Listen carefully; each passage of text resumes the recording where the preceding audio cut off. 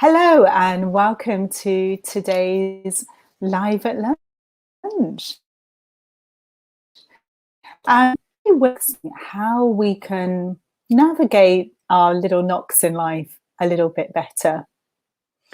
So whether you're in a professional capacity as employed or self-employed, we always get these little knocks, don't we, every now and again, whether it's a client who says no to us, or maybe they don't want our services, or they criticize us in some way, or maybe it's a competitor, or maybe we don't get that promotion that we've always wanted, or something just simply doesn't go right or how we expect it.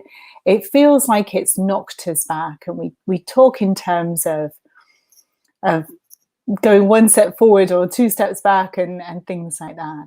And so in today's live, what I'll be exploring with you is how we can navigate that without any additional stress or upset or disturbance in ourselves. And for those of you who don't know me, I'm Andrea Morrison. I'm a transformative coach, and I work with business owners and professionals. I share a simple understanding about how we work as human beings to enable you to be more successful in whatever that means for you, and also be a little happier and a little bit more joyful too, hopefully. I'd love it if you enjoyed this video, if you would share it, like it and comment. Let me know what you hear. That would be really great.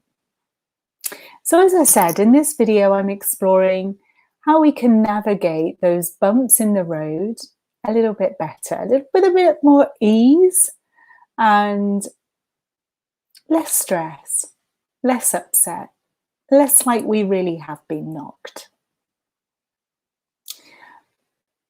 Because in my experience, what we tend to do when we have those bumps in the road, there are many things that we often do, aren't there? You know, sometimes we give up. We just say, I can't do this. And we give up completely. We stop trying. We maybe try to predict it the next time, and we try to counteract it, what we think might go wrong, what we think might happen. And then we make decisions and actions based on that. And sometimes that makes it worse because we overthink it. Sometimes we might beat ourselves up and tell ourselves how silly we were, or how we're not good enough, or that other people are better or more qualified, or it wouldn't have happened to a competitor, or something like that. And sometimes we just stop. We stop trying across the board. We don't just stop with that one thing. We just completely stop trying. We give up hope. And this often really doesn't, this doesn't give us the outcome, does it, that we really want, because at the end of the day, what we really want is to carry on with our path, carry on with our goals, carry on with, growing and developing, pursuing our career in whatever capacity that is. We don't want to give up. We don't want to, feel bad about this. We don't want it to be stressful. We want it to have more ease than it does have. And we get caught up with the fact that it is so hard and it's so difficult. So we could reframe it. We could reframe the knockback, couldn't we? And we could say, well, it's just simply a step. It's just simply a step. And we could try to think about it like that. But I know when I tried to reframe it, before I had this understanding, it would be like I had an argument in my head. And part of me would be like, look, it's just a step. It's fine. It's fine.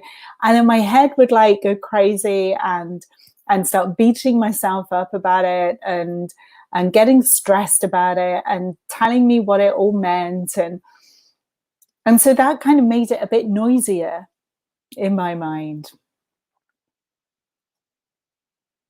So what would be the alternative? What would be the alternative?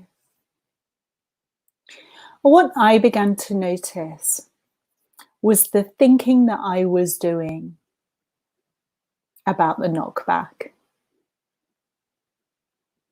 Began to notice that I had stories that I would repeat to myself. So habitual stories, if you like. And as soon as I got knocked back, it didn't matter what it was. It didn't matter how the knockback had come about. The story I would tell myself would be the same. And that would be one that I wasn't good enough.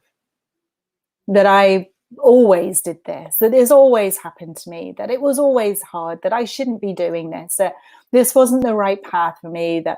And that was my story. And I began to notice that it didn't matter what happened. The story was the same. And I began to get really curious about, well, what does that story tell me? What is that story telling me? I didn't want to go into the story. I didn't want to know where the story had come from or anything like that. What I wanted to know was more about the nature of that story. But what information did that story have? And what I began to see is that story had no information at all. That story couldn't tell me how good I was, how I was showing up, what this meant.